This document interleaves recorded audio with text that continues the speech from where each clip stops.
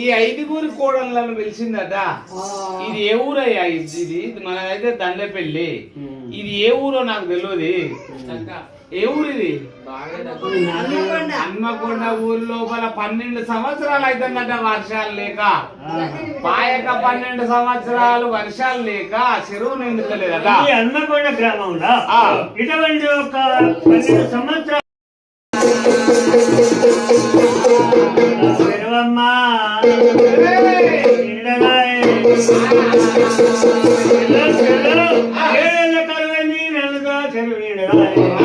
మాకు ఏ మైసమ్మ వచ్చిందా, మార్కమ్మ వచ్చిందా, మన గ్రామానికి మండ వచ్చిందని అప్పుడు 5 కోడళ్ళే